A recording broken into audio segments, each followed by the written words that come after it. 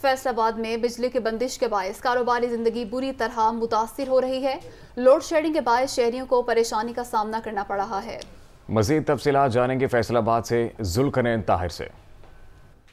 जी बिल्कुल, फैसलाबाद में load shedding की वजह से दुकानदार, ताजर हजरात और आम शहरी जो हैं वो इस वक्त परेशान दिखाई देते हैं। फैसलाबाद में डिमांड और सप्लाई में जो तज़ाद है वो 500 मेगावाट तक पहुंच चुका है। फैसलाबाद की डिमांड जो है वो 2400 मेगावाट है, जबकि सप्लाई जो है वो 1900 मेगावाट है। और 500 मेगावाट के इस फ़र्क की वजह से वक्फे से शहर के मुख्तलिफ इलाकों में जो है वो लोड शेडिंग की जा रही है। अगर शहरी इलाकों की बात की जाए तो शहरी इलाकों में 6 से 8 घंटे और देही इलाकों में 8 से 10 घंटे तक जो है वो बिजली की बंदिश होती है, जिस वजह से कारोबारी ज़िंदगी बुरी तरह मुतासिर हो चुके हैं। मेरे साथ इस वक्त एक दुकानदार मौजूद है, उनसे बात कर लेते हैं कि उनका सूरत हाल पर क्या कहना है। इन दिनों में तो हमें बिजली चाहिए होती है और लाइट 3-3 घंटे 4-4 घंटे लगातार जा रही है, जिसकी वजह से हमारे कारोबार में बड़ी डिस्पेंस। और रोज़ा रखा होता है, रोज़े के साथ सारा गाहक भी मुतासर होता है, यूपीएस भी चलता है और फिर बंद हो जाता है। ईद से कबल दुकानदारों ने जो है वो साल भर का स्टॉक जो है वो सेल करना होता है। उम्मीदें दुकानदारों की ईद से वाबस्ता होती हैं, बहुत सारे खर्चे निकालने होते हैं, लेकिन बिजली की बंदिश की वजह से ना तो